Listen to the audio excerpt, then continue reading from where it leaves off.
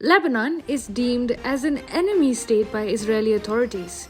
Israeli passport holders cannot travel freely to Lebanon. This is because Israel and Lebanon have been fighting for decades. But it was not always like this.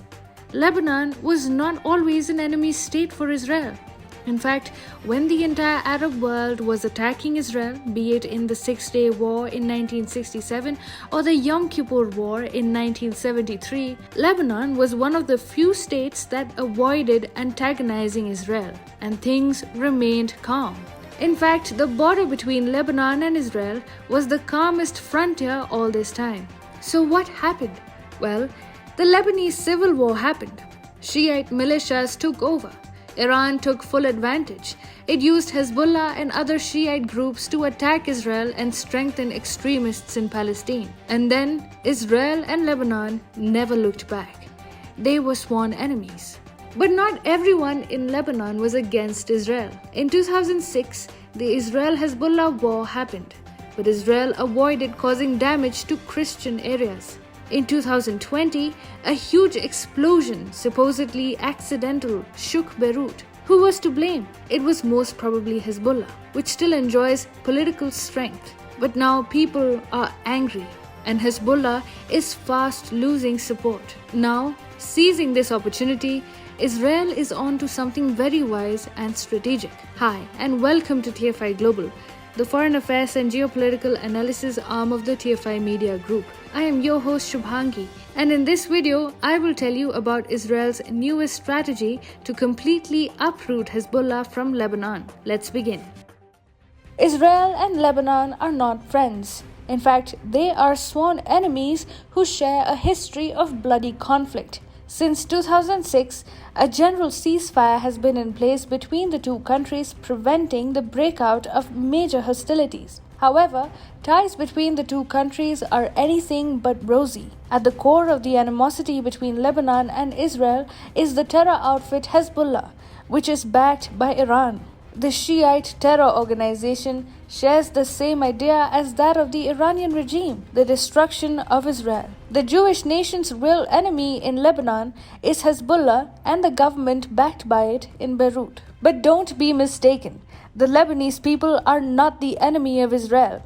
In fact, Israel has now extended a helping hand for the people of Lebanon, which can help soothe their pain. Lebanon is reeling under extreme poverty, impoverishment, essential commodity and power shortages, and of course, terrorism. According to the World Bank, more than half of Lebanon's population is living in poverty, and its financial crisis is likely to rank in the top 10, and possibly even the top 3 most severe crises in the world since the mid-1800s. But surprisingly still, Israeli Defense Minister Benny Gantz has offered to help Lebanon during its time of crisis. Taking to Twitter, Gantz said, "As an Israeli, as a Jew, and as a human being, my heart aches seeing the images of people going hungry on the streets of Lebanon." The defense minister then added, "Israel has offered assistance to Lebanon in the past, and even today we are ready to act and to encourage other countries to extend a helping hand to Lebanon so that it will once again flourish and emerge from its state of crisis."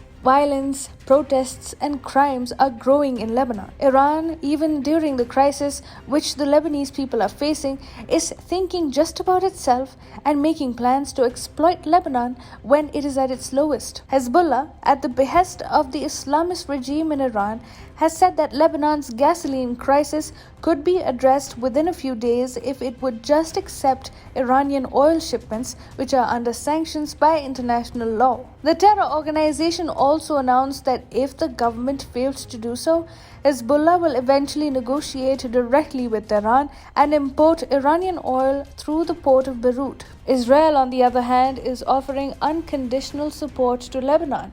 The people of Lebanon see it, and so does the government to an extent. It is for this very reason that chatter has been suggesting that the Lebanese government is being nudged by regional powers to make peace with Israel and normalize ties with the Jewish nation. Lebanon represents more of a European-style democracy, partly due to its mixed demography and partly due to its status as a former French colony. Even today, Lebanon is seen as the most liberal Arab state. Lebanon is a country with a mixed demography. Lebanon's estimated Christian population stands at 40%, while the rest of the population is almost equally divided between Sunni and Shia Muslims. After the massive explosion in Beirut shocked Lebanon last year, Hezbollah started losing support despite a considerable Shia population in the country. All the explosions and storage of weapons targeted against Israel does not make much sense to an average Lebanese. Hezbollah is unpopular in Lebanon because it subjects people to a lack of safety and is generally viewed as representing the wrong side. Israel knows that there is growing discontent against the Hezbollah in Lebanon, which is why it has begun making moves to win the support of the country's non-Muslim population and liberals even within the Islamic community. Growing support for Israel among the Lebanese will be the final nail in the coffin of Iran's ambitions in this part of the world, even as Iran banks on Lebanon and Hezbollah to act as its proxy and wage an unending war on the Jewish nation. Despite their bloody history, Israel seems all set to snatch Lebanon from right under Iran's nose and reconcile with it. The same will not just be a major loss of face for Iran in the region, but also a geostrategic disaster for it. With France making moves to establish a Lebanese army regime in the crisis-struck country, Israel's chances of befriending Lebanon will receive a major shot in the arm.